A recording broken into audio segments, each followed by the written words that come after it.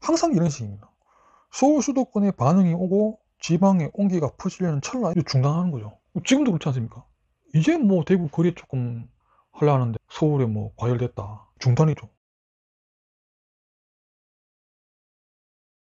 주택 가격이 하락하면서 전세 반환 대출 얘기가 참 많았습니다. 그래서 지금 이제 2023년 7월에 1년 유예했죠. 윤정부 들어오고 1년씩 계속 유예했습니다. 유예하고 또 요번에 12월 연말까지 또 유예를 해놓은 상태인데 이 전세 반환 대출이 사실상 그림의 떡입니다, 이게. 그러니까 말 그대로 전세 관련해서 이제 임대인과 임차인 간의 어떤 그런 문제점을 완화해 주고자 나온 건데, 이거 전세 반환 대출 이게 생활 안전자금 대출 영역에 속하거든요. 그러니까 은행 가 보면은 DSR을 다 보고 있습니다. 그러니까 나라에서는 DSR 풀어서 대출해 주라 하는데 은행에서는 DSR 보고 있는 겁니다. 고령자나 은퇴자 이런 분들, 뭐 노후에 집 한 채 더 해놓으신 이런 분들 당연히 대출이 껴 있겠죠. 소득이 뭐 없거나 적으시니까. 이런 분들 이제 전세 반환 대출 하려고 은행 가면 바로 막힙니다. DSR에서 막히면 어떻게 해야 됩니까? 이제 이거를 방법이 없지 않습니까? 뭐 이걸 금매로 팔던가 아니면 뭐 소송을 당해야죠. 돈을 못 내드리니까. 아니면 또 뭐 어떤 게 있습니까? 생전 처음 보는 간판도 없는 건물에 들어가서 듣도 보도 못한 대출 받아야 됩니다. 근데 이제 서울은 이제 뭐 물론 전부 다는 아니지만 거의 역전세에서 벗어났다라고 볼 수 있습니다. 그러니까 서울도 이제 2023년도에는 역전세에 대한 이야기가 많았는데 지금 뭐 쑥 들어갔습니다. 뭐 오히려 4년차 돌아와서 임차인들이 걱정한다 뭐 이런 얘기가 있는데 대구는 뭐 대구뿐만 아니죠. 지방은 여전히 역전세 문제가 발생하고 있습니다. 또 제가 뒤에서도 언급을 하겠지만 제가 좀 짚고 넘어가야 되는 게 계약갱신 중도해지권입니다. 이 법이 이제 문제가 많다 하는 거는 윤 정부도 이미 그러니까 정권 초기에 이제 들어오면서 이미 인정을 했습니다. 문제 제기를 하고 개정하겠다라고 했는데, 그러니까 옛날 같으면 뭐 정부가 뭐 이런 딴 것도 아니고 뭐 서민 관련 이런 법안들은 뭐 하겠다 하면 통과가 됐죠. 근데 뭐 아직까지 뭐 국회 허가가 안 들렸습니다. 왜 중도 해지권이 문제가 되냐? 그건 멀쩡하게 계약서 도장까지 찍어놨는데 그거를 당사자 일방이 이제 무효화시킬 수 있다. 그러니까 이걸 응용을 해보면 대구에 공급 많지 않습니까? 입주장 되면 전세가 떨어집니다. 그럼 어떻게 합니까? 소수의 또 이런 법을 악용하시는 분들 어떻게 합니까? 그럼 멀쩡한 계약 해지해버리고 갈아탄다는 겁니다. 근데 그분들은 이제 갈아타면 그만이죠. 집주인은, 그러니까 임대인은 어떻게 됩니까? 임대인은 그거 3개월 안에 그거 돈 마련해야 되는데 이미 역전세는 돼가 있고 은행 대출 안 되죠. DSR 맡겨서. 부동산 금매 내는 부동산 팔립니까? 그러면 뭐 어떻게 해야 됩니까? 법원에서 발부한 소장을 이제 송달 받아야 되는 겁니다. 본론으로 돌아. 이제 2023년도에 이제 특례 보금자리를 탁 시행하고 보니까 언제 그랬냐는 듯이 막 대출 총량이 막 늘어나는 겁니다. 이건 옛날하고 요즘이 다른 게 이게 반응 속도가 뭐 엄청 빠릅니다.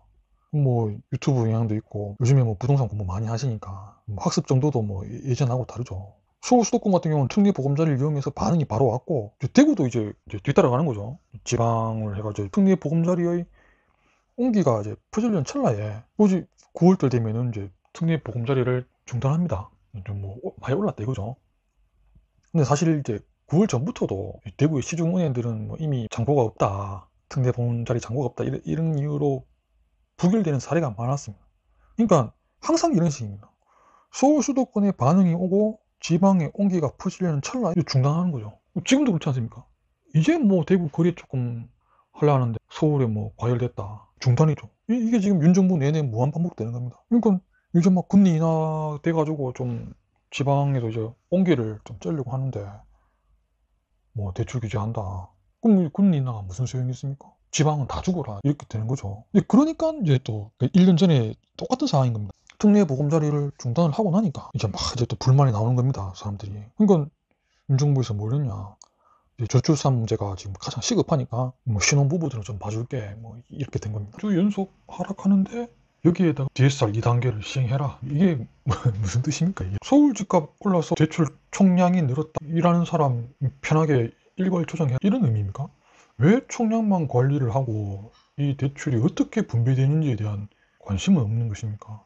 근데 이런 기사가 나오면 더 크게 효과를 발휘하는 게 주변 심리를 다 죽여버립니다.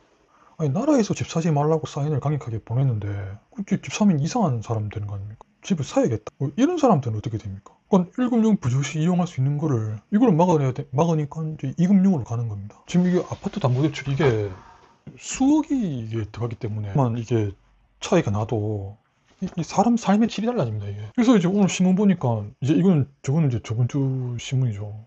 오늘 화요일인데 보니까 규제한다. 그래서 이제 위금융권에서도 동참하겠다. 뭐 이런 또 신문 기사가 나왔습니다. 그럼 이제 위금융권이 동참하는 방법은 뭐 어떤 식으로 동참합니까? 이율 높이면 됩니다. 급한 사람은 비싼 이자 뭐 써라 이겁니다. 그러니까 평소 같으면 이율이 낮은데 규제 들어가면 이율이 더 올라가는 겁니다. 이게 결국에는 규제가 백성의 고혈을 짜내고 그 수단으로서 은행이 도구 역할을 하는 겁니다. 그럼 이제 보통 이런 이제 신문 기사 나가고 조금 있으면 이제 또 단골 기사 나오지 않습니까? 뭐 은행원들 퇴직금 뭐 5억 받았다. 응? 그리고 여기 백성들은 고율로 이자 쓰고 자기네들은 저율로 대출 받아서 뭐 1%대로 대출 받아서 뭐 집 사고 다 했다. 이게 또 뉴스에 또 연이어 나옵니다. 이거는 이제 나라에서 보내는 경고죠. 폭리를 취하지 마라. 근데 판을 짜주고 또 다른 한편으로는 떼돈 벌지 마라고 경고 주고 이게 계속 반복입니다. 무한 반복입니다. 지금 대구만 난리인가 부산도 난리입니다. 저 국제신문 저게 이제 부산신문인데 여기는 이제 헤드라인이 이제 관치금융 이렇게 해놨네요. 똑같은 얘기입니다. 수도권하고 지방 분리해라 이 이야기입니다. 그 문재인 정권 때 처음으로 돌아가서 제일 처음에 규제를 어떻게 했냐면은 뭐 이렇게 초정지역, 특이과열지역 이러다가 서울 규제하고 수도권 규제하고 전국으로 확대하고 이런 식이었거든요. 근데 집값 급등기 때 그렇게 했지 않습니까? 그럼 집값 하락기 때 어떻게 하면 됩니까? 반대로 하면 됩니다. 일단 전국 규제 풀고 그럼 서울 수도권 규제하고 뭐 이런 식으로 거꾸로 가면 되지 않습니까? 그럼 왜 지금 힘든 지방을 도마에 올려가지고 동시 규제를 하는 것인지